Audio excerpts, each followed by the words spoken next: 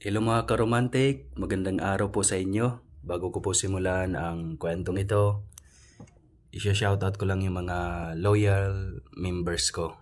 Ito po, shoutout po pala kay Red Cordero, Maria Estrella Pilisamin, Elsie Patawe na bagong membro natin, Kiara Oriental Hotel, Marlene Patrono, Maria Victoria Lelevetzel Usali, at saka kay Mary Relator.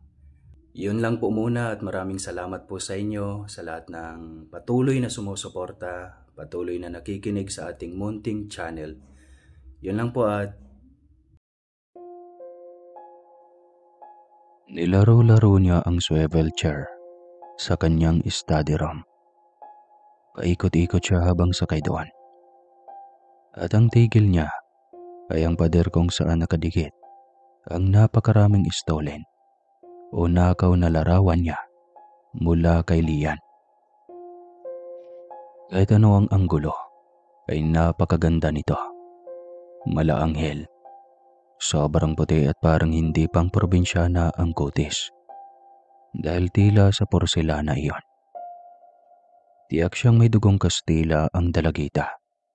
Dahil kulay kaki rin ang mga mata nito. Habang nakatitig sa mga larawan, ay hindi niya mapigilang kiligin. Mahal na nga niya ng sobra ang dalagita. Love at first sight malamang ito. Dahil pagkaapak pa lang ng dalagita sa mansyon, ibang saya na agad ang kanyang nararamdaman para dito. Ang problema nga lang, bata pa ito. Kaya child abuse kapag papatol siya ng maaga dito. Nako Kent, ano yan? Pumapag-ibig ka na? Tanong ni Kay nang makita ang napakaraming larawan sa cellphone ng kambal. Ini-scroll iyon pabalik-balik ni Kent. Minsan ay zinozoom pa iyon upang mas lalong makita ang napakatamis ng ngiti ng kanilang bagong katulong na dalaga. Hindi may pagkailang napakaganda nito at napakatangkad. 15 anyos lang ngunit napakatangkad na akalain mong katulad lang nila ito ng edad na 21. Ano ba Kay? Bakit ka pumasok ng study room ko? Meron ka namang study room, di ba? Galit na tanong ni Kent. Nako Kent ha, talagang ninanakawan mo ng kuha ng litrato si Lian. Ang daming larawan naman ito. Hala, nahumaling ka na sa katulong natin?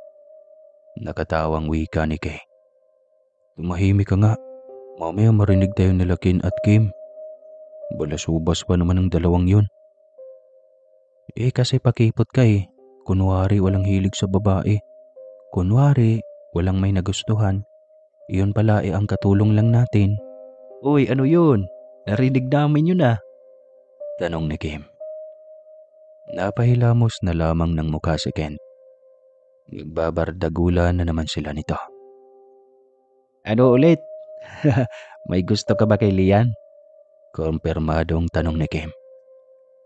Wala. Iwanan niyo na ako. Ang gulo niyo. Nananahimik yung tao dito eh. Reklamo ng binata. Nang hindi pa ito tinigilan ng tatlong kapatid, nagdesisyon na itong umakyat sa kwarto nito. Ngunit saktong nandoon si Lian, nakahiga sa kanyang kama. Hindi literal na higa dahil natutulog ito.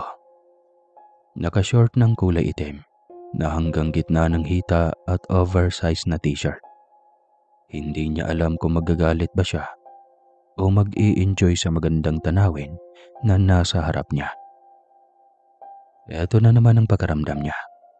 Bakit ba sa tuwing nakikita niya ang babaeng ito ay hindi niya maipaliwanag ang tuwang nadarama ng kanyang puso? Alam niyang child abuse ito dahil 15 anyos pa lamang ang dalagita. Ngunit talagang ito ang pumukaw sa pihikan niyang puso. Nilapitan niya ito at tinitigan ng mas malapitan. Habang papalapit ang kanyang mukha sa mukha nito, ay tila iniingganyo ang kanyang labi Nahagkan ang hugis pusong labi ng dalaga. Gahibla na lamang ang layo ng labi niya sa labi ng dalaga. Nang bigla itong magising, nagulat ito at agpang babangon habang siya ay nagkaganon pa ring posisyon. Kaya nadikit ang labi nito sa kanya. Ano ba, Sir Kent? Anong ginagawa mo? Bakit mo ako hinahalikan? Tanong ng dalaga. Ako talaga ang humalik sa'yo. Tsaka, ang sarap naman ng buhay mo. Patulog-tulog ka lang. Dito pa talaga sa aking kwarto. Napahilamos ito ng mukha sabay ikot ng tingin. Napabalikwas ito ng bangon. Sabay hingi ng paumanhin sa kanya. Ay, pasyensya na po, Sir Kent. Hindi ko na malayang nakatulog na pala ako. Tapusin mo na ang ginagawa mo at lumabas ka na sa kwarto ko ngayon din. Opo, Sir Kent. Pasyensya na po talaga. Tarantang wika ng dalaga. Nagmamadali itong umalis ng kanyang kwarto. Naiwan siyang nakatulala sa kanyang kisame. Hindi na mawala sa utak niya ang eksena. Ang mukha ng dalagitang si Lian ang nasa kanyang utak. Sobrang bata pa nito, kaya kailangan niyang iwasan. Kailangan niyang mag-focus sa pag-aaral niya bilang doktor. Marami pa siyang taong bubunuin para makamit ang sertipiko ng isang lisensyadong doktor. Kaya niyang manggamot, kaya niyang magpagaling ng may sakit. Nadiscover niya iyon at hindi na rin lingid sa kanya ang kanyang dugong engkanto. Bata pa lang ay katangi-tangi na silang tatlo, nila ni Ken, Kim. Kaya nilang makipag-usap sa mga elemento. Hindi iyon nakikita ni Kay. Ang nag-iisang babae, kaya lagi itong natatakot sa kanilang tatlo noon pa mang kabataan nila. Nawala na lamang iyon nang ipinalawanag ng kanilang ama ang kanilang katauhan.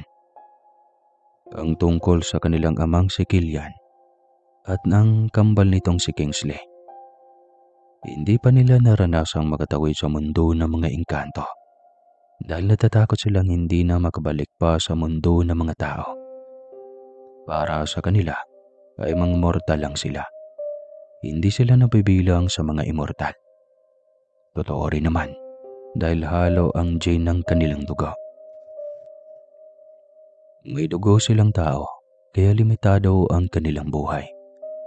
Oras na mamatay sila ay wala ng pag-asa pang mabuhay muli na kagaya ng mga immortal. Kinagabihan pagkatapos kumain sa malawakang hapag ay napag-usapan ng mag-asawang Savina at Killian ang tungkol kay Lian. Balak na mga itong pag-aralin ang dalagita. Fourth year high school na ito sa pasukan at sila mismo ang masasayangan sa panahong ititigil nito sa pag-aaral dahil kailangan ng maghanap buhay. Pasensya na po, ma'am. Ayos lang po na hindi ako makapag-aral. Kailangan ko kasi ang sahod ko para sa amang may sakit. Kawawa si mama kung sa kanya lang inaasa ang lahat. Tanggi ng dalagita nang sabihin iyon ni Killian ang balak na pagpapaaral dito. Hindi naman namin kakaltasan ang sahod mo. Ipapadala mo pa rin iyon sa kanila. Wika ni Savina dito. Ganito na lang. Kami na ang bahala sa pagpapagamot ng iyong amang may kanser sa batuka. Kami na rin ang magpapaaral sa iyo para hindi mo na problemahin yon. Sobra-sobrang kabaitan naman po iyan para sa amin.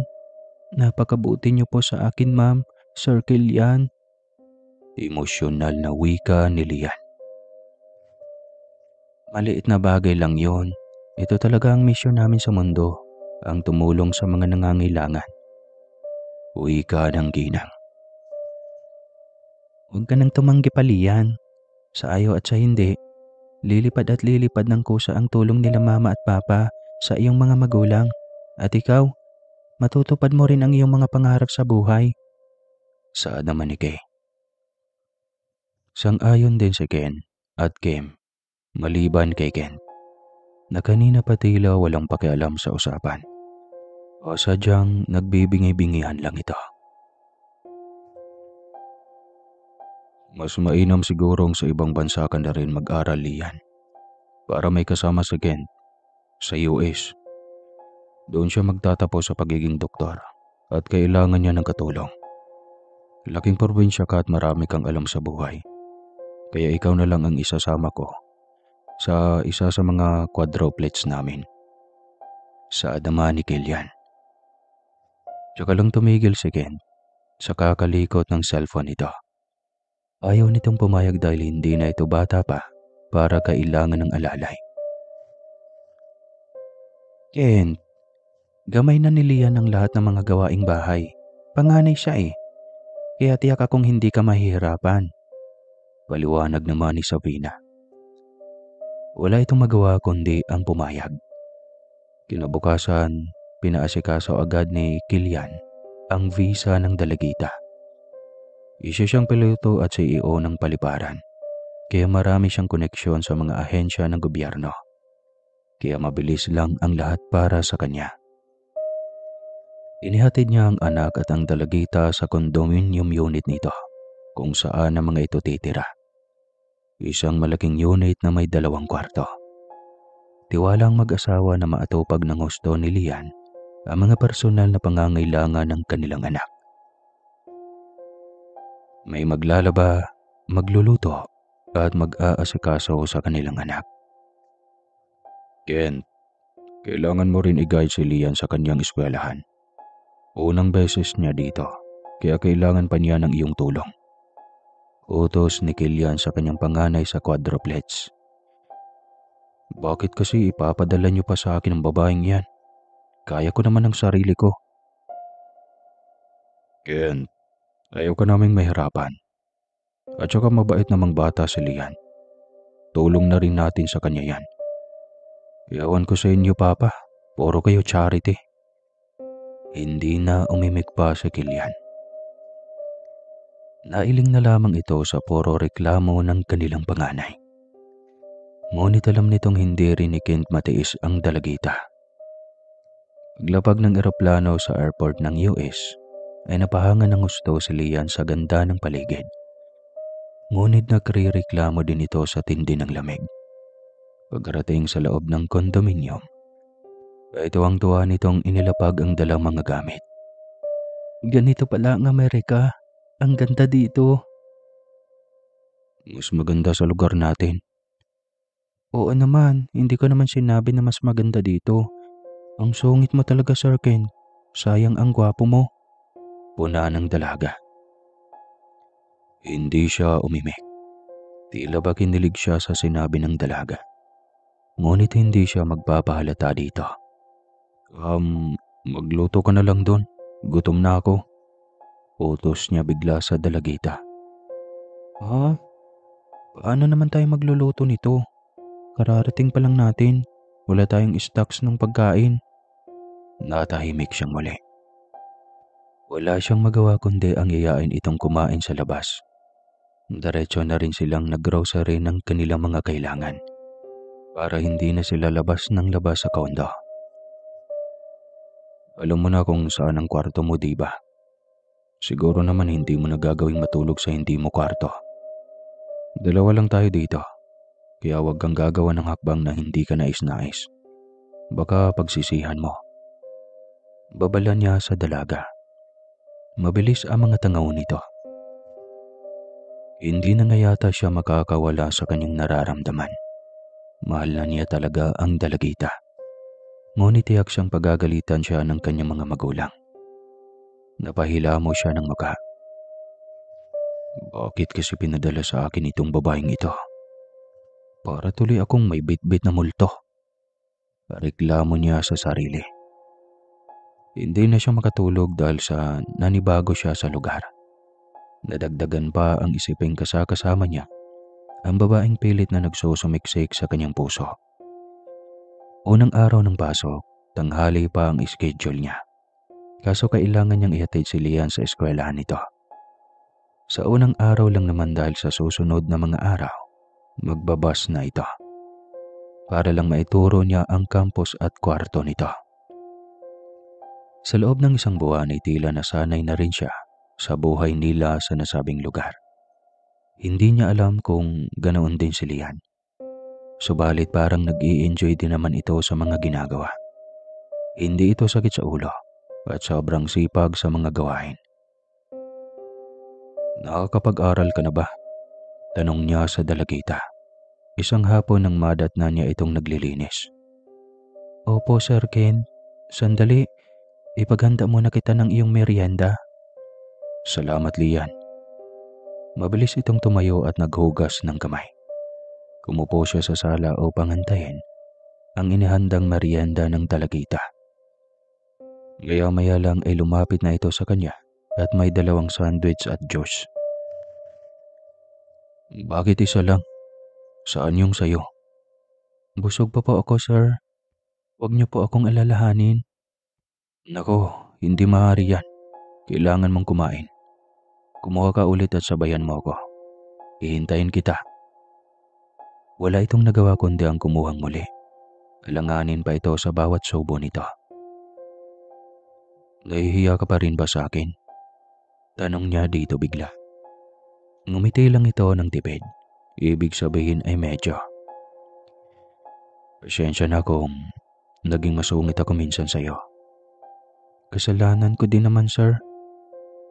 "Hindi kasalanan ang mapagod. Sobrang sipag mo din kasi." "Salamat po, sir." Nahihiyang wika nito. Muli na naman niya itong tinitigan. Naalarma siya nang bigla itong napahawak sa ulo. "Ayos ka lang ba, Lian?" Tanong niya. Nakayuko ito kaya hindi niya kita ang muka. Hinawakan niya ang uso nito at inaangat upang tignan ang muka. Ganoon na lang ang pag-aalala niya nang makitang sobrang putla at pinagpapawisan ito ng malamig. "Sabi ko na eh, halika na nga, gagamutin kita." Niya. Hindi na siya nag-aalangan pang gamitin ang kapangyarihan bilang engkanto.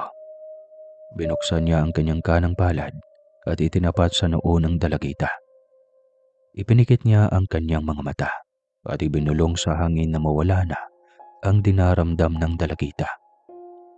Sa isang iglap lang ay naging maayos at magaling na ang pagkaramdam nito. Nagtaka ito at napahawak sa noo. "Yan kasi, sa susunod, huwag ka nang magpagod masyado. Overpatig ka eh. Ipagpahinga mo yung katawan mo. Matulog ka sa tamang oras." Paano naman kasi, Sir Ken? Kailangan ko mag-aral ng English at sa mga leksyon. Gusto ko lang naman ipakita kina Sir Kilian at Ma'am Savina na karapat dapat akong tulungan. Kailangan kong mas maging matalino pa. Ay nako, ikaw talaga. Hindi mo kailangan gawin yan. Masaya na ang mama at papa na makitang nagtagumpay ka sa buhay. Huwag mong isipin ang mataas na grado o di kaya ay mga medalya. Ayos lang kung wala. Nagulat siya sa biglaang pagyakap nito. Hindi niya iyon inaasahan at hindi niya alam kung bakit hatid ng init ng dalaga sa katawan niya ay bulta-bultahing kuryente. Naitulak niya tuloy ito, sabay pahid ng tagaktag niyang pawis. Pasensya na po, Sir Ken. Pasensya na talaga. Hindi ko po sinasadya. Hindi ko napigilan. Masaya lang talaga ako. Sobrang saya. Hinging paumanhin ng dalaga. Pasensya na rin kung naitulak kita. Nagulat lang ako sa ginawa mo. Tsaka ang init. Po, ang lamig nga po ng aircon, Sir Kent eh. Ha? Hindi. Hindi ako sanay na niyayakap. Naiinitan ako. Nauutal na dahilan niya. Hindi niya alam kung bakit ganito na lang kalakas ang tama niya sa dalaga. Hindi pwedeng mahalata iyon ni Lian at baka bigla itong mailang sa kanya. Unti-unti ay makukuha din niya ang loob nito. Araw ng Sabado. Walang pasok silang pareho at paubos na rin ang kanilang stock sa kondominium. Habang nag-iikot sa loob ng mall, ay hindi inaasahan ni Ken na makasalubong nila ang isa sa mga kaklase ni Lian na binatilyo. Kahit 16 anyos lang ito, ay napakatangkad nitong bata dahil nga lahing Amerikano. Alam pa naman niya kung gaano ka-liberated ang mga ito, kaya biglang uminit ang kanyang ulo nang bigla nitong lapitan si Lian at walang pakialam kung naroon siya. Hinarot nito ang dalagita at kahit tipid ang mga pasagot ni Lian sa mga pangaharot ng binata, ay naiinis pa rin siyang tignan ito. Alam niyang napipilitan lang makisama si Lian at baka mabuli kapag iisnabi nito ang binatilyo. Kaya naman siya nang gumawa ng paraan para lumayo ito kay Lian. Bigla itong napahawak sa tiyan nito.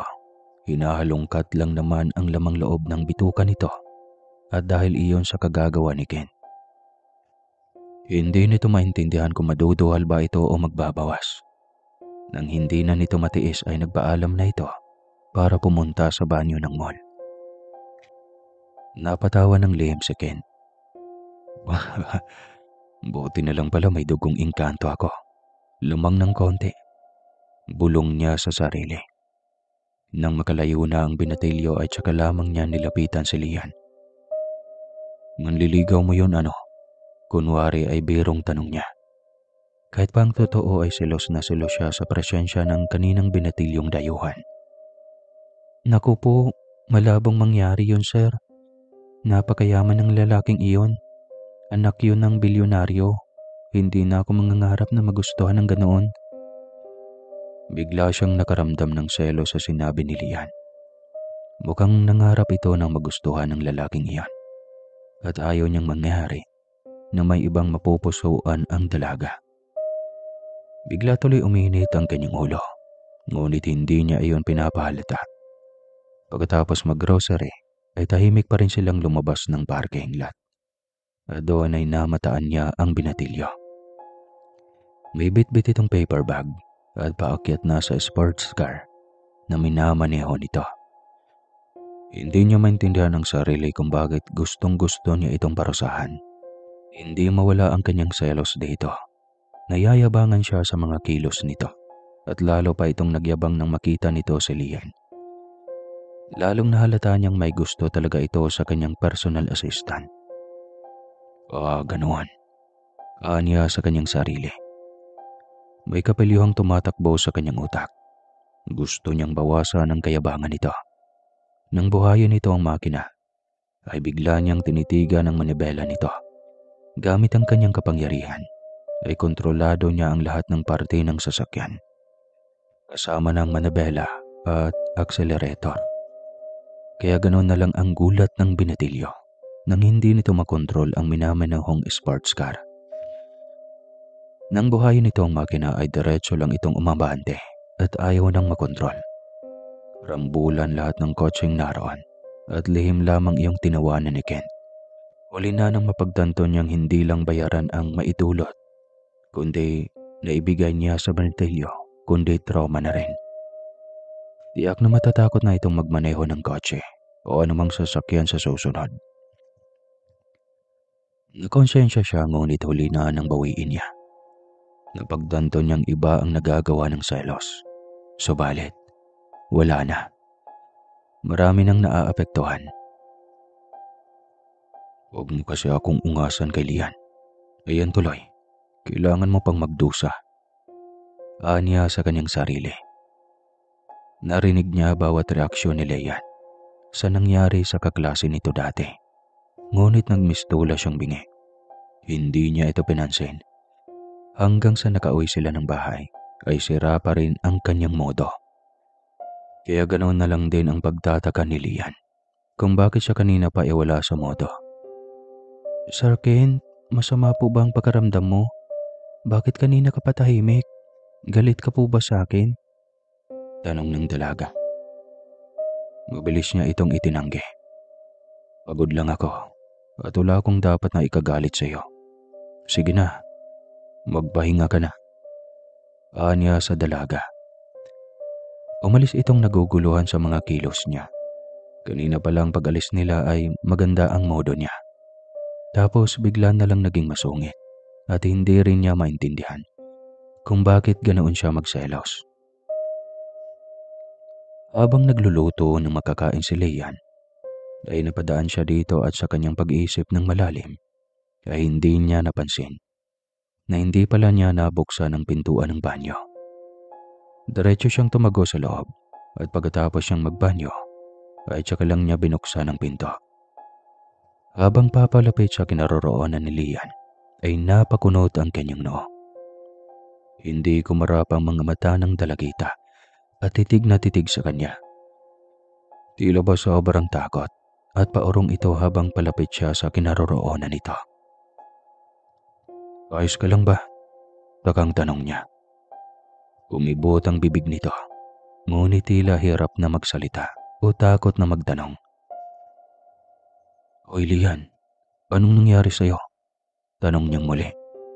Imbis na sagutin ay nagulat siya nang bigla siya nitong kapain. "Totoo, hindi ka multo." "Nagpapatawa ka ba, Lian? Paano ako magiging multo?" Kasi sir, tumagos ka sa pintuan ng banyo noong pumasok ka. Hindi ako magkakamali. Nasundan kita ng tingin.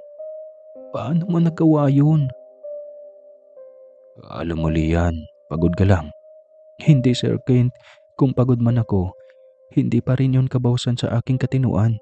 Paano mo nagawa ang bagay na iyon?" Wala na siyang kawala. Hindi na siya pwedeng magsinungaling dahil nakita na nito. Hindi kasi siya nag-iingat. Ganoon pa man, ramdam niya at alam niyang maaasahan ito. Kaya naisip niya na mas mainam na sabihin na dito ang totoo niyang pagkatao. Malalaman at malalaman din naman ito dahil wala siyang balak na ilayo o papayagang lumayo ito sa kanyang pamilya. Lalo na sa kanya. Ito lang ang gusto niyang makasama habang buhay at gagawin niya ang lahat. Magiging sa kanya lang ito at magiging asawa niya ito.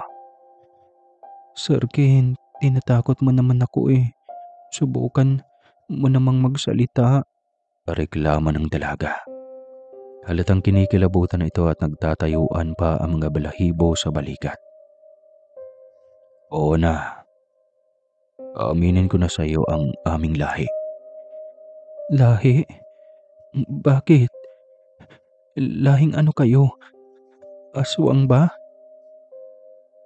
"Tinatakot mo kasi ang sarili mo. Huwag mo naman akong pangunahan." Reklamo niya. "Pasensya na po." Hinging dispensa nito. Matagal na katahimikan. Hinintay siya nitong magsalita kaya nag-ipon siya ng lakas ng loob. "Makinig ka, Lian. Huwag mo kaming katakutan dahil hindi kami masama." Anya. "Alam ko naman, sir. Sa dami ba naman ang naitulong niyo sa akin eh." "Ano ka ba? Nakaraan na yon. Gusto ko lang nasabihin sa iyo na lahing engkanto kami." Huli niya ang gulat sa mukha nito nang sabihin niyang angkan sila ng mga engkanto. "Ano? Binibiro mo naman ako, Sir Kent eh." "Hindi ako nagbibiro. Anak ako ng engkanto. Kaming apat. Si Papa Kilian ay engkanto na nagkaroon ng katawang tao gamit ang kapangyarihan. Kami, natural na katawan ito dahil ang aming ina ay isang mortal. Kaya naming tumagos kahit saan. Kaya naming maglakbay gamit ang isipan. Kaya naming kontrolin ang isang bagay gamit ang kapangyarihan." Naging pipi si Lian panandalian habang nakatitig sa kanya. Nabigla ito sa kanyang revelasyon. Matagal bago ito nagsalitang muli. "Totoo pala talaga ang engkanto." Wika ng dalaga. Binigyan niya ito ng kasiguruhan na mabuting pamilya sila. Kahit pa dugong engkanto sila. "Kaya ba sobrang yaman niyo, sir?" Tanong ni Lian. "Hindi lang ganito kayaman kami kung tutusin. Sobrang yaman sa kabilang mundo. Ang kaso ay hindi rin naman maaring gawing mayaman lahat. Tiyak, wala nang kikilos. Ang kailangan lang nila ay hanap buhay. Kawawa dahil iyon ang kanilang naging papel. Maswerte naman ang mga mayayaman, pero wala tayong magagawa. Ganon ang estado ng buhay sa mundo. May mahirap at may mayaman. Paliwanag niya sa dalaga. Dahil sa kanyang ipinagtapat sa dalaga, ay ramdam niyang muli na namang dumistansya sa kanya ang dalagita. Muli na naman niyang kinuha ng paunti-unti ang loob nito. Takot ka pa rin ba sa akin? Tanong niya sa dalaga. Tinignan siya nito at buong tapang na sumagot. Sino ba naman ang hindi matatakot?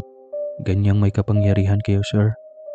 Kapag nagagalit kayo sa akin ng sobra, hindi, pwede niyo na akong ilibing ng buhay. Nang walang kahirap-hirap. Grabe ka naman. Ganyan ba kasamang tingin mo sa akin? Hindi naman. Alam kong naging mabuti kayo sa akin. Ang iniisip ko lang ay kung sakali mang makagawa ako o ibang tao ng pagkakasala sa inyo. Hindi ko rin masasabi. Depende. Pero sinisiguro kong hindi kami ganun kasama. Kaya sana, huwag mo naman kaming husgahan. Naku, hindi po sir. Pasensya na po kung namali kayo ng pagkaintindi. Pero hindi talaga ganun ang ibig kong iparating. Pasensya na po sir. Tama na. Ayos lang. Naintindihan ko. Sana lang hindi lalayo ang loob mo sa akin. Hindi naman po sir eh. Medyo nagulat lang ako at parang hindi ka panipaniwala eh. Pero asahan niyong mataas ang paghanga at respeto ko sa inyo. At malaki pa rin ang utang na loob ko sa inyo sir. Kaya wala kang obligasyon na magpaliwanag sa akin tungkol sa pagkatao niyo. Pasensya na talaga sir ha. Uwi ka nito. Lihim siyang natuwa sa pagiging mabait nito. Ito na talaga ang babaeng pangarap niya sa buhay. Kaya ganoon man katagal ang paghihintay niya, ay titiisin niya. Maging kanya lang ito sa huli. Mabilis ang paglipas ng mga panahon. Parang kailan lang, sobrang bata pa ni Lian nang nasa kanyang teritoryo. Ngayon ay 18 na ito. At sa araw mismong ito ay magdadaos ang dalaga ng kanyang dibo. Kaya nasa Pilipinas sila upang ipagdiwang iyon. Iyon ang kagustuhan ng kanyang mga magulang na paghandaan ang dibo ng kanilang dalagang katulong. Hindi rin niya maintindihan kung bakit pati ang ama at ina niya ay malapit ang loob sa dalaga. Siguro dahil napagtanto rin ng mga ito ang kabutihan sa loob at labas ng dalaga. Salamat po ma'am Sabrina, Sir Kilian. Talagang gumastos kayo ng sobra para sa akin. Pati mga magulang at kapatid ko ay imbitado sa party. Hindi ko makakalimutan ito. Emosyonal na wika ng dalaga. Napakabait mong bata, Lian. Deserve mo ang ganitong buhay. Sagot ni Sabrina. Napayakap ito ng mahigpit sa ginang.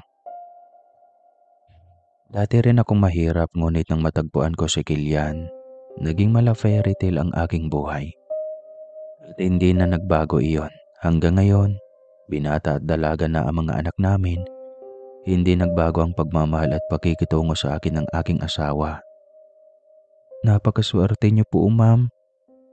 Makakahanap ka rin ng lalaking para sa iyo at masasabi mo rin balang araw na napakaswerte mo. Naku, sana nga po, Ma'am Sabrina. Nakangiting wika ng dalaga. Makalipas ang ilang oras, pagkatapos ng party, lumalim na ang gabi. Nagsiuwian na ang mga bisita, maging ang pamilya ng dalaga. Ayaw sanang pauwiin muna ni Sabrina at Kilian ang pamilya ni Lian. Ngunit nagpupumilit ang mga itong umuwi. Marahil ay nahihiya rin sa kanila, kaya binigyan na lamang ng mga ito ng pera ni Kilian. Silang magkapatid na lang ang nagpatuloy sa party.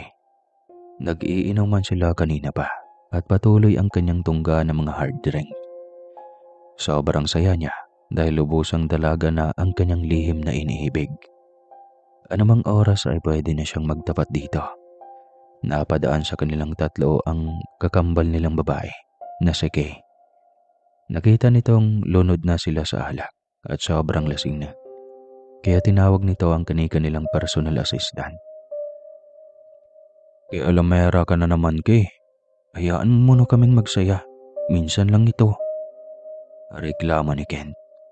Sumang-ayon sa kanya ang kanyang mga kambal na sina Kim at Ken. Ngunit wala na silang magagawa pa dahil palapit na sa kanila ang kanilang mga personal assistant. Nako, kung hindi mo lang talaga kaarawan ngayon, Lian, hindi talaga ako susunod sa gusto mo. Aniya na halos nakapikit na ang mga mata sa sobrang kalasingan. Nako po, Sir Ken, sobrang lasing mo na.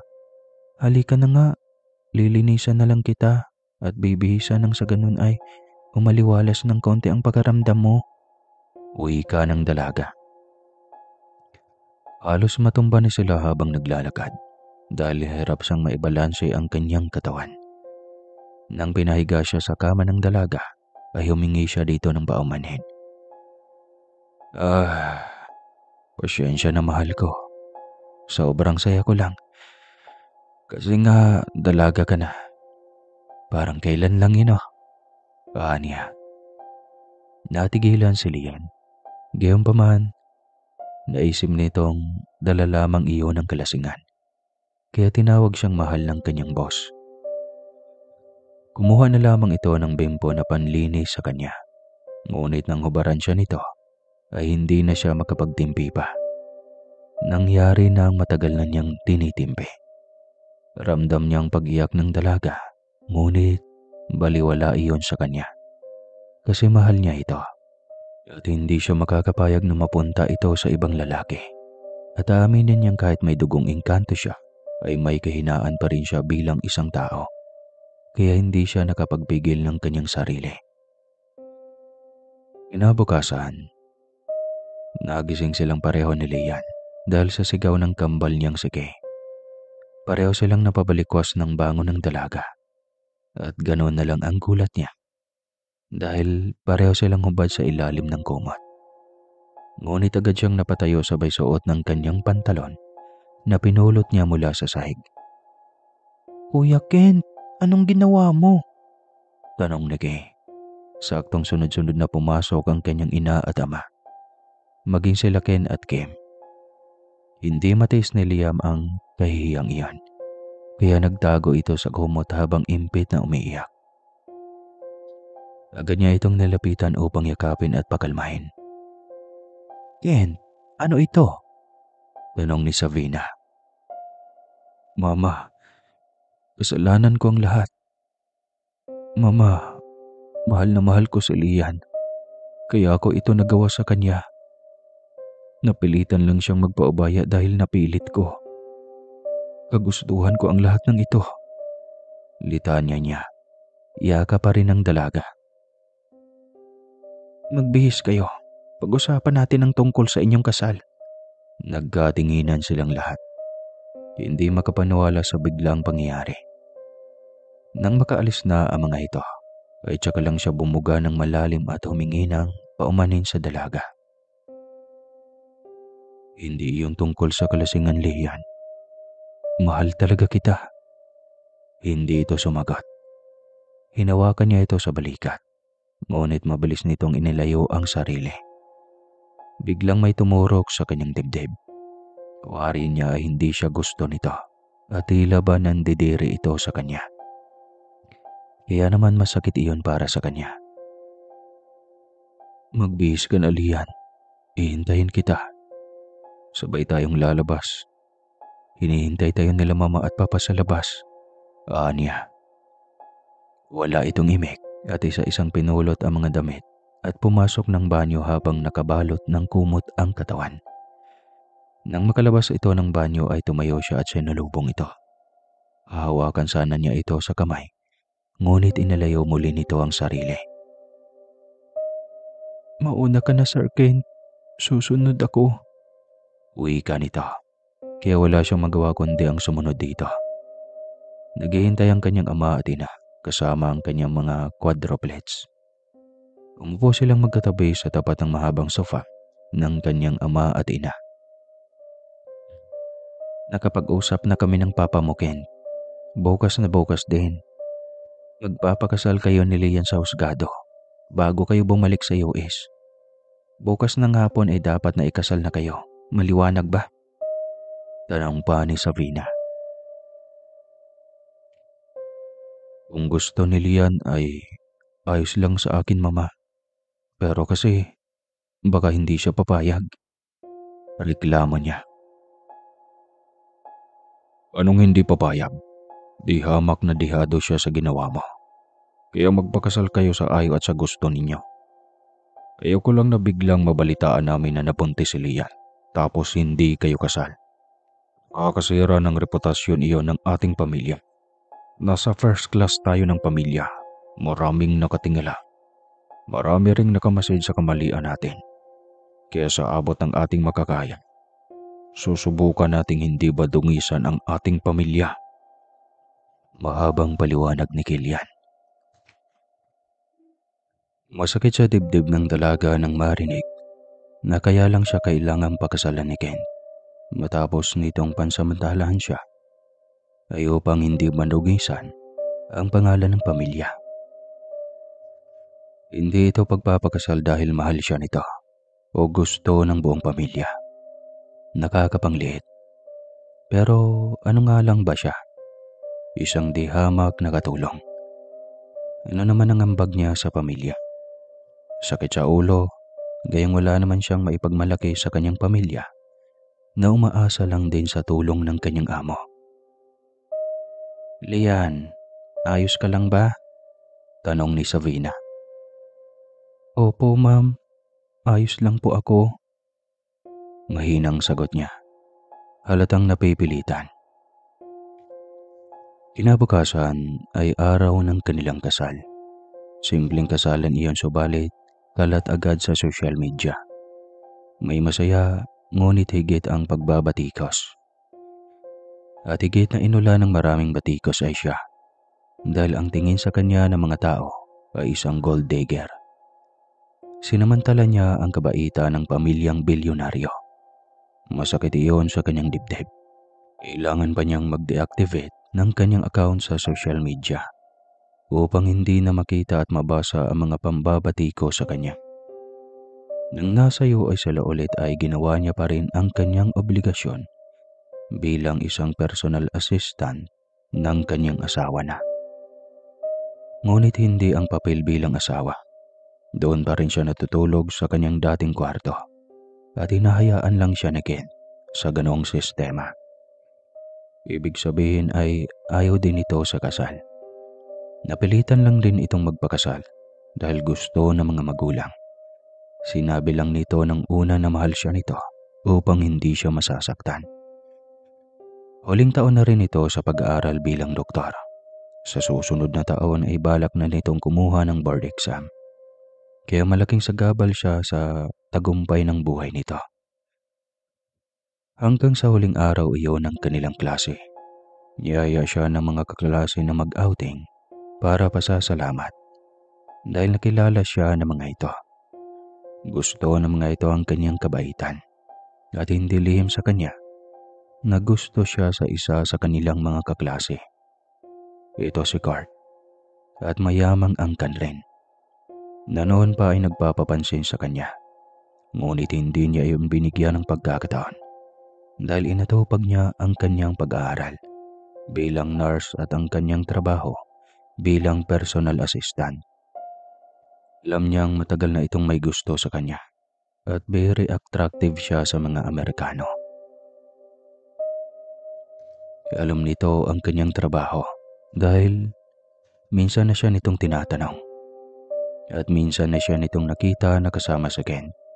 At sa pagkakataong ito ay hindi niya pinaalam sa kanyang mga kaklase na asawa na niya ang kanyang boss. Nakakahiya iyon at nakakapangliit para sa kanyang sarili. Naghihiyawan habang sakay ng van ang kanyang mga kaklase na kaibigan na ring dayuhan. Masaya ang mga ito dahil sa kauna-unahang pagkakataon ay nakasama siya sa parte na inahanda ng mga ito. Unang pagkakataon iyon na napasama siya sa mga ito. Tinanong siya kung nakapagpaalam ba siya sa kanyang boss. Nagsinungaling siya dahil ang totoo ay walang alam si Kent kung saan siya pupunta. Lagi rin naman itong ginagabi sa pag-uwi, kaya tiyak na hindi nito malalaman na nakiparty siya kasama ang mga kaibigang kaklase.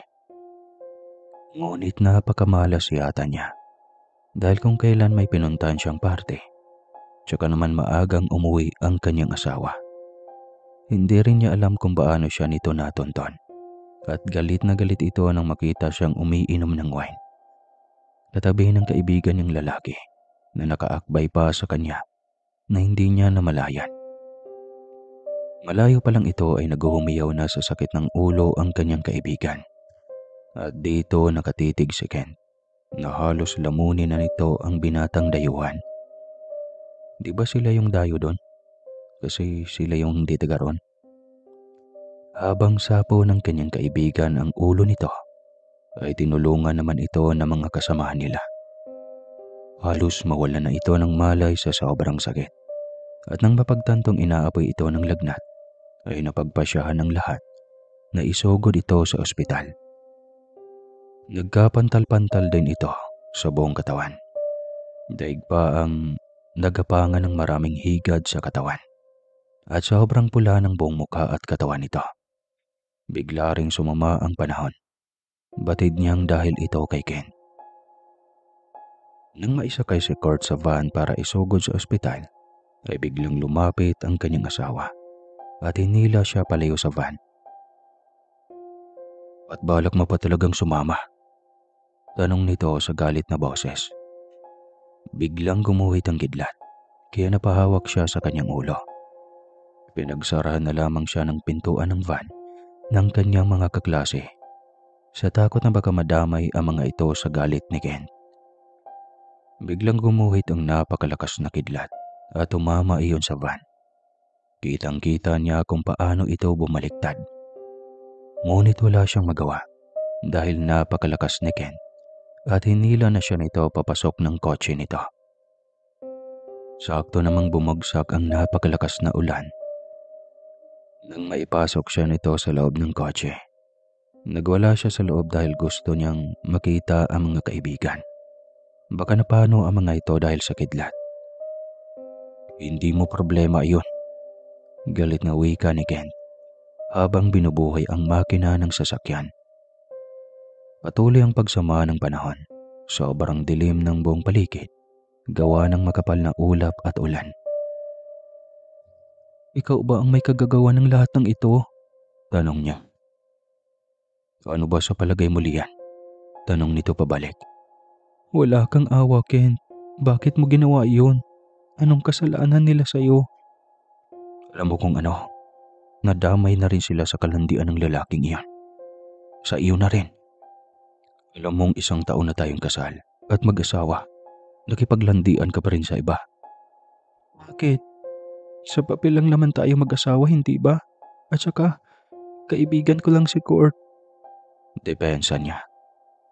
Hindi niya alam kung nagalit ba ito ng sobra sa kanyang sinabi o natauhan.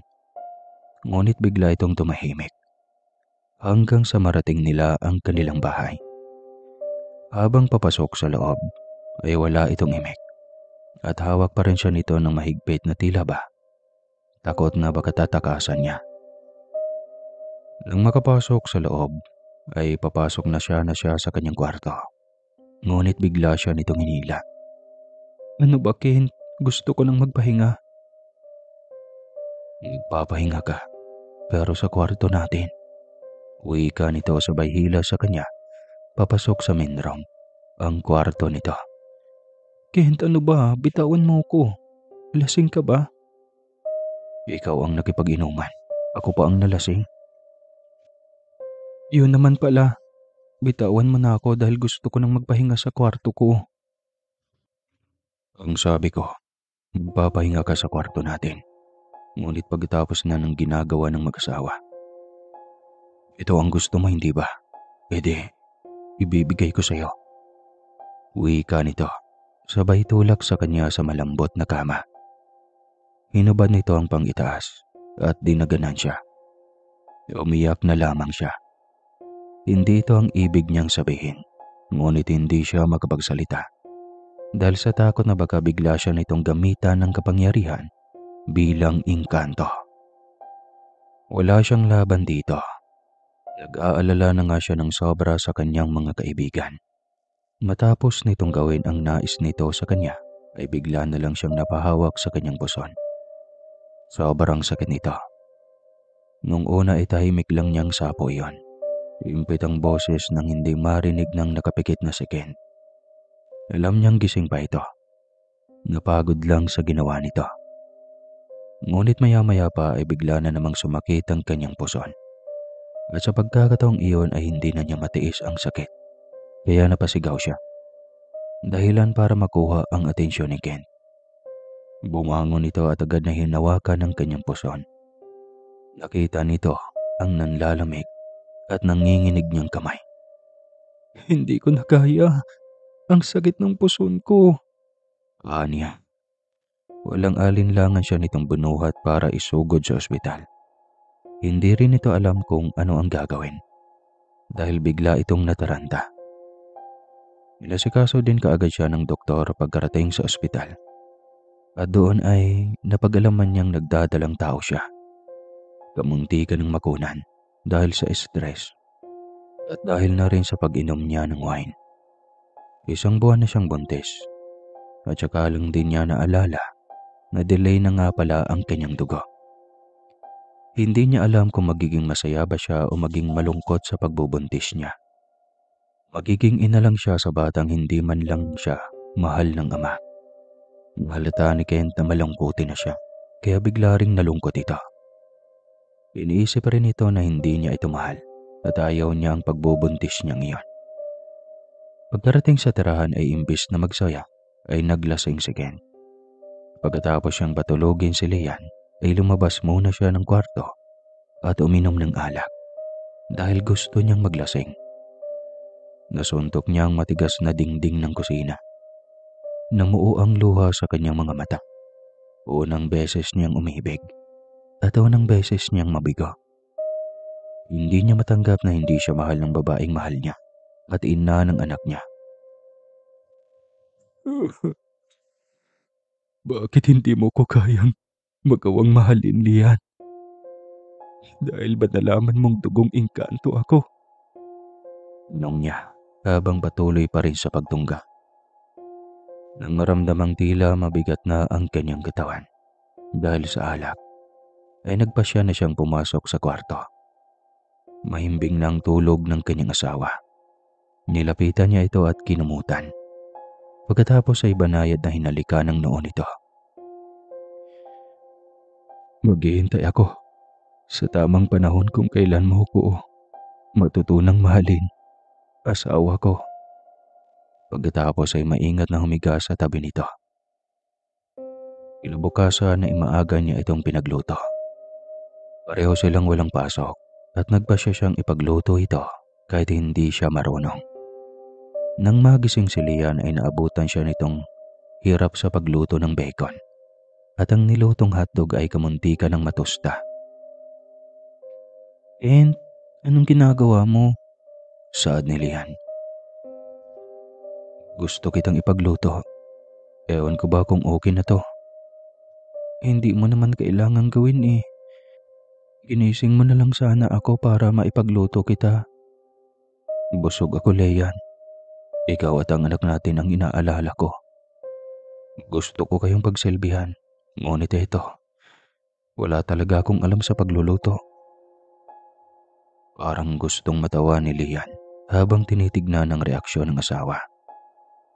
Hirap pala kapag sobrang yaman at walang alam kahit sa pagluluto. Tuloy, muntik nang maging tosta ang lahat ng niluluto nito. Umupo ka na lang dyan, ipagtimpla na lang muna kita ng kape. Utos niya dito. Salamat, Lian. Teka, baka masakit pa ang puson mo. Tsaka baka mapano ang baby natin. Maayos naman kami ni baby. Pasyensya na, Kent.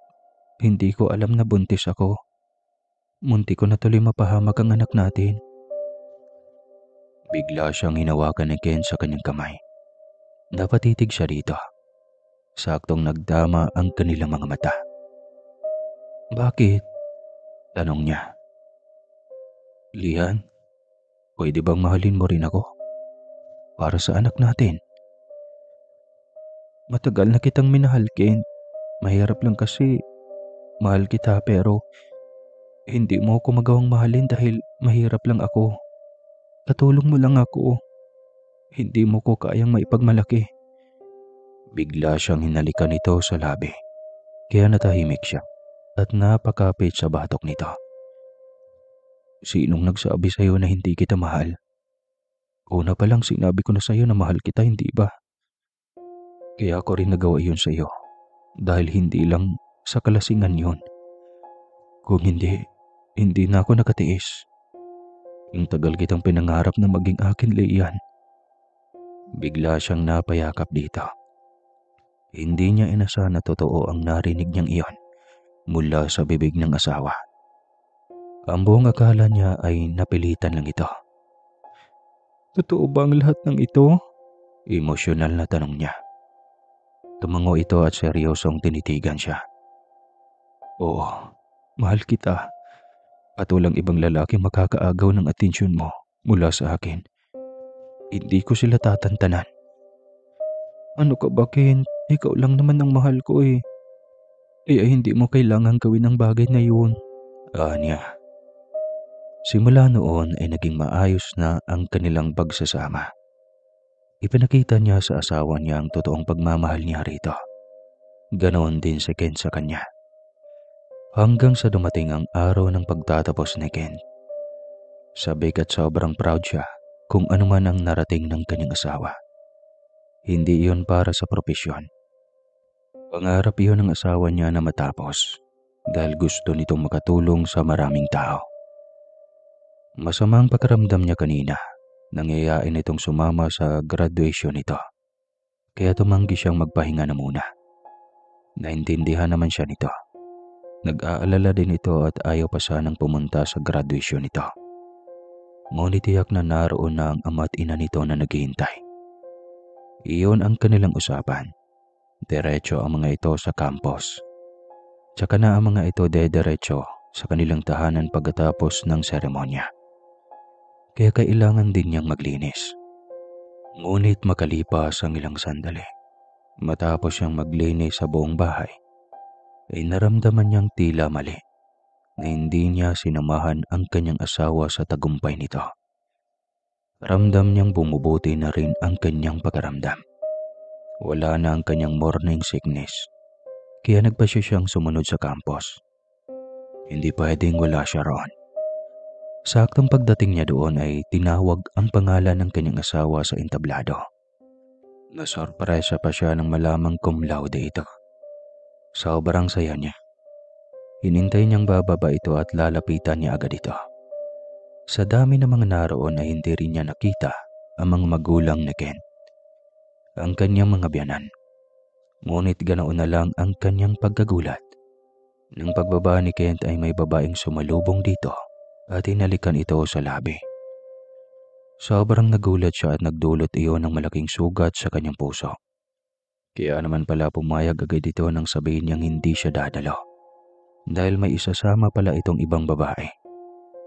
Hindi na siya nagaksayang magpakita pa dito. Lumabas na agad siya ng campus at naghanap ng masasakyan. Pagkaramdam niya ay nakalutang siya at hindi niya ramdam ang kanyang inaapakan. Agad siyang nakahanap ng sasakyan. Nagbatid siya sa kondo at doon ibinuhos lahat ng sakit sa kanyang kalooban. Hindi siya totoong mahal ng kanyang asawa. Kunwari lang lahat dahil sa dinadala niyang anak nito. May totoo itong karelasyon at malinaw niyang nakita kanina ang sopistikadang babae na karelasyon nito. Wala nang dahilan pa para tumira sa bahay ng asawa. Ngunit wala siyang mapupuntahan. Kung uuwi siya ng Pilipinas, mabilis rin siyang matutunto ng kanyang asawa. Biglang sumawagay sa kanyang isip na tawagan ang kanyang kaibigan. Wala na siyang ibang pagpipilian pa. Si Kurt lang ang tanging makakatulong sa kanya. Kaya tinawagan niya ito. Agad din siya nitong sinundo. Kunento niya dito lahat at naawa ito sa kanya. Bilang isang kaibigan ay nag-alok ito ng dolyar at apartment. May 10 unit ito ng apartment. Sariling apartment nito na pamana ng mga magulang. Isa sa mga ito ay inalok sa kanya na partihan ng libre. Sobrang saya niya. Hindi na siya nag-aalangan pa. Sumama na agad siya dito. Samantalang nagmadali si Sabina na lapitan ng anak para sabihin ang nakita nito. Ngunit muling tinawag ang anak sa entablado upang mag-speech. Kaya hindi tuloy nito nakausap ang anak. Hinintay nitong muli na makababa si Kent at sinabi nito ang lahat. "Ang tagal mong mag-speech, anak," reklama ng ginang. "Bakit po, mama? Hindi ka ba proud sa anak mo?"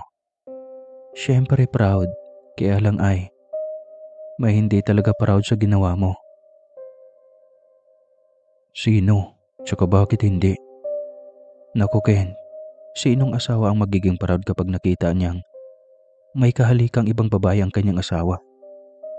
Biglang inikot ni Kent ang kanyang tingin. Hinanap ang imahe ng asawa. "Nandito si Lian. Asa na?" Takang tanong niya. "Malamang umalis na. Ano sa palagay mo? Matutuwa siya sa nakita niya. Marahil ay umuwi sa kondo niyo." "Ito naman kasing si Alexa. Bakit ba bigla na lang akong sinunggaban ng halik? Hindi ko man lang yun napaghandaan eh." "Sino ba yung Alexa na yan? Bakit hinayaan mong may makipaglapit sa'yo? Gayong may asawa ka na." "Pinilit ko namang lumayo sa kanya, mama. Ang tigas lang talaga ng ulo. Nasanay na yatang bigla na lang susugod at hahalik sa akin." "Nako, mali yan anak. Kahit lalaki ka, marunong kang maging istrikto, lalo at may asawa ka na." "Paano yan? Galit na malamang sa'yo ang iyong asawa." Wika ng kanyang ina. "Uwi ako, mama. Magpapaliwanag ako sa kanya." Mabilis na wika niya. At pagkatapos ay nagmadaling umuwi. Ngunit pagkarating niya sa kanilang tahanan, ay wala na ang kanyang asawa. Wala na rin ang maleta at mga gamit nito. Tinakasan ng lakas ang buong katawan niya. Hindi niya alam kung saan siya pupunta. Naisip niyang si Kurt ang posibleng nilapitan ng asawa. Ngunit, saan naman niya ito hahagilapin? Para na siyang mababaliw at wala ng direksyon ang kanyang utak. Ang kaninang akala niya ay espesyal na selebrasyon para sa kanilang mag-asawa ay wala na. Sino pang maging kasama niya sa kanyang tagumpay? Iniwanan na siya ng kanyang asawa. Ngunit hindi siya susuko. Nagbabayad siya ng pinakamahusay na detective. Mahanap lang ang court na iyon at ang tahanan nito. Kakatapos lang niyang kumontak ng isang detective nang dumating ang kanyang ama at ina. "O bakit napakalungkot mo? Ayaw ka bang kausapin ni Lian?" Puna agad ni Kilian ang kanyang ama.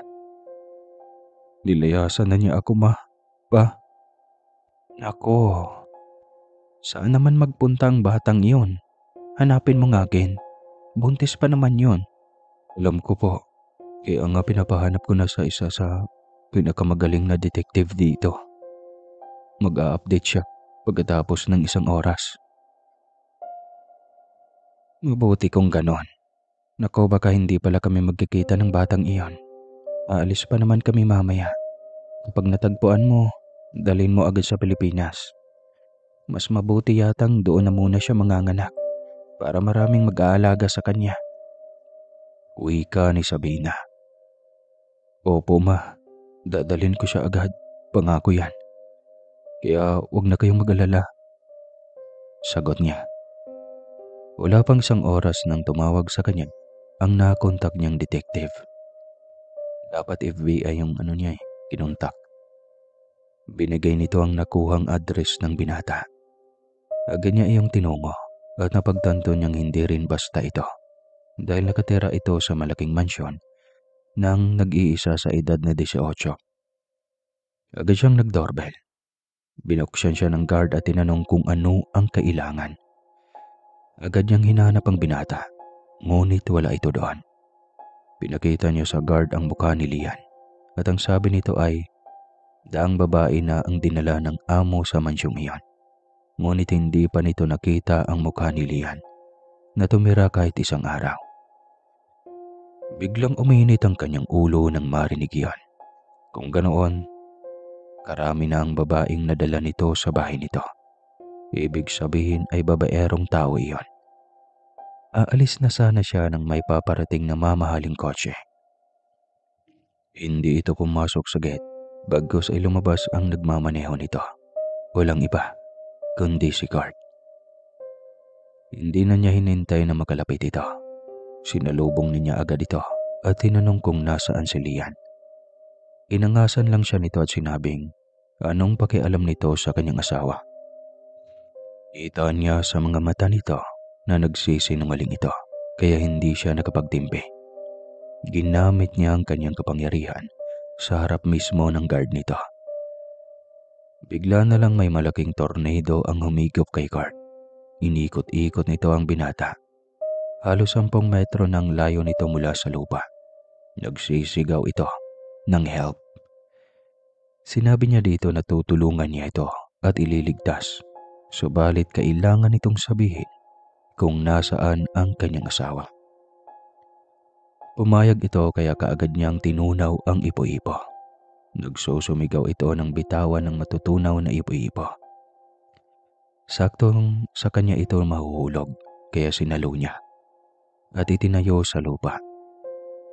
Nagtaka pa ito kung paano niya nagawa iyon, ngunit wala siyang kailangang ipaliwanag dito. Nanghapa ito na akala niya ay kamag-anak siya ni Chris Angel. Agad nitong itinuro ang pag-aari nitong apartment. Aalis na sana siya nang maisipan niyang itanong dito kung bakit nito tinutulungan ang kanyang asawa. Kwento nito na hindi ito interesado sa pagiging nurse at doktor. Ngunit itong 2 korsong ito ang nais ng ama nito na kukunin dahil may-ari ang pamilya ng isang pribadong ospital at hindi malayong ito ang magiging CEO balang araw. Dahil napilitan itong mag-aral sa ganong kurso ay wala itong balak na mag-aral tuwing may pagsusulit. Si Lian ang hinihinga nito ng sagot dahil masipag mag-aral at matalino. Minsan si Lian din ang gumagawa ng mga proyekto nito. At si Lian din ang nagbibigay ng payo dito para tumino sa pag-aaral. Kaya magaan ang loob nito sa kanyang asawa. Lihim siyang umanga sa kabutihan ng kanyang asawa. Hindi niya iyon inasahan. Ang dumi at ang kitid niyang mag-isip noon para sa kanyang asawa. Agad niyang pinuntahan ang binigay na address ng dalaga. Pagkarating doon ay sobrang gulat nito at hindi makapaniwala na natagpuan niya ang pinagtataguan nito. Paano mo nalaman na nandito ako? Tanong ni Lian. Hindi na kailangang sabihin. Ang mahalaga ngayon ay natagpuan kita agad. Alam mo bang nag-aalala si mama at papa sa'yo at sa magiging apo nila? Hindi mo na dapat ako hinanap. Isa pa, hindi sa'yo ang ipinagbubuntis ko. Kung hindi akin, kanino? Tanong niya. Alam niyang magsisinungaling ito para lang hindi makasama sa kanya. Pasensya na, Ken. Si Kurt ang ama ng aking anak. Niloko lang kita. Wika nito. Hindi niya alam kung matatawa ba siya dito o ano. Tinitigan lang niya ang mga mata nitong hindi makatingin ng diretso sa kanya. Hindi mo ba ako sasampalin? Hindi mo ba ako sasaktan? May kapangyarihan ka naman, hindi ba? Gamitin mo. Hamon nito sa kanya. Mahal ko. Alam kong galit ka sa akin. Alam kong nagsiselos ka sa ginawa kanina ni Alexa. Talaga lang liberated ang babaeng iyan.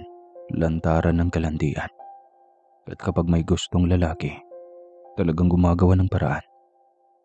Ngunit, ilang beses ko siyang nilayuan. Obsessed lang siya sa akin. At ang hirap niyang itaboy. Pero hindi ko ginawang pumatol sa kanya. Maniwala ka. Mahabang kwento niya. Nailing lang ito. Ayaw maniwala. Nagmatigas pa rin na ayaw umalis. at pinanindigan ito ng gusto na si Kurt ang ama ng anak nito. Hindi mo ako maloloko, Lian. Si Kurt ay kaibigan mo lang at kaya kanya tinutulungan ngayon dahil malaki ang bagay sa kanyang pag-aaral. Diretso ang sagot niya dito. Natahimik ito. Hindi inaasahan na alam niya ang tungkol sa kanila ni Kurt. Halika na, mahal. Kahit ano pa yung sasabihin mo, hindi ako maniniwala. Dahil alam kong mahal mo pa rin ako. Mahal natin ang isa't isa. Litanya niya. Bigla siya nitong nilapitan. Isang malutong na sampal ang ibinigay nito sa kanya. Ang kapal ng mukha mo. Pagkatapos mong makipaghilikan sa babaeng iyon, sasabihin mo sa akin na mahal mo ako. Hindi na ako maniniwala pa sa'yo, Ken. Alam kong galit ka dahil sa nakita mo. Hindi na mauulit iyon. Promise. Hindi na rin naman kami magkikita pang muli ni Alexa. Dahil tapos na ako mag-aral. At balak ni Papa at Mama na sa Pilipinas man ituloy ang pagbubuntis mo upang maalagaan ka rin nila. Mahabang kwento niya. Tila natauhan naman ito. Kaya sa wakas ay nakinig ito. Sumama na ito sa kanya pauwi. Pagkarating nila ay sinalubong agad sila ni Sabina. Nako, buti na lang at nakita ka kaagad ni Ken. Kanina pa kami naghihintay sa iyo dito. Pinag-alala mo kami, anak. Huwag mo nang uulitin iyon, ha? Wika ni Sabina. Pasensya na po, ma'am. Sagot nito. Mama, bakit walang mama sa katapusan? Dapat mama ang tawag mo sa akin. Hirit ulit ni Sabina. Nahiyang nagsalita muli ang dalaga. Salamat po, mama. Mahinang boses nito. Mabuti kung ganon. Sige na. Total, nakapagbihis ka na rin. Uuwi na tayo sa Pilipinas. Doon ka na manganganak. Wika ni Sabina. Alanganin ang reaksyon ni Lian. Na tila ba nahihiya pa sa biyanan. Lian, ayaw kong mailang ka sa amin. Kung paano namin minahal ang aming mga anak, ganoon ka rin namin minahal. Hindi namin tinutulirar ang pagkakamali ng aming anak. Kaya aasahan mong kakampi mo kami palagi. Wika ni Kilian. Hindi na nga nito mapigil ang pag-iyak. Ramdam nito ang pagiging maswerte nito sa buhay. Hindi lang sa pera at pagmamahal, kundi sa maging sa mga biyanan. Sobrang saya nito. Ano na, sasama ka ba sa amin? Kasi kung hindi ay magtatampo kami ng papa mo. Saad ni Sabina. Sama po ako, mama. Mabilis na sagot niya. Hindi niya hayaan na sumama ang loob ng kanyang mga biyanan sa kanya. Gayong walang katulad ang kabaitan na inilaan ng mga ito para sa kanya. Naging magaan ang kanilang pagsasamang buong pamilya. Tanggap si Lian ng buong mag-anak. Walang panghusga sa kanya at mahal siya ni Sabina. Lalo na ng mga ka-quadruplets ni Ken. Kumuha siya ng board exam upang maging ganap na doktor. Naging matagumpay agad kaya sobrang saya ng buong pamilya. Sa lahat, ito din ang pinakahuling nakatapos. Dahil si Kim ay ganap ng pulis, si Ken ay isa ng engineer, at si Kay ay isa na ring guro. Mga simpleng degree lamang ang kinuha ng mga ito. Ang mahalaga ay may pinanghahawakan na sertipiko ng pagiging profesional at may hawak ding lisensya. Si Lian ay balak ding ipagpatuloy ang pag-aaral kapag nailabas na ang kanilang anak. Masaya ang buong pamilya. Nagkakaunawaan ang lahat. Higit na pinagpala ay si Lian. Kung anong fairy tale ng buhay meron ang biyanan niyang si Sabina, higit pa ang kanya. Dahil hindi lang biyanan ang tanggap siya, kundi maging ang mga kapatid ni Ken. Higit pa doon ay pinatayuan ng kanyang biyanan ang kanyang pamilya ng malaking bahay sa probinsya. Pinag-aral ang mga kapatid at hindi na mga ito puputulin ang sustento hanggat hindi nakapagtapos lahat ng mga kursong nais na mga ito. Masaya ding ibinalita ng kanyang ina na cancer-free na ang kanyang ama. Halos perpektong buhay na ang kanyang tinatamasa. Wala na siyang mahihiling pa dahil lahat ng swerte at magandang bagay ay umaayon sa kanya. Sobrang saya rin ni Ken dahil si Lian at ang magiging anak nila ang siyang natatanging pangarap niya sa buhay. Iba-iba tayo ng tinatahak na daan, ngunit gaano man iyon kaliit o kalaki, matuto pa rin tayong magpasalamat. Higit sa lahat, umiiwas sa tae ng aso, di joke lang. Maging masaya tayo sa tagumpay ng iba. Kung nagustuhan niyo ang kwento, huwag kalimutan mag-like, subscribe, at mag-komento para marami pa tayong ganitong kwento sa mga susunod na kabanata. Wakas.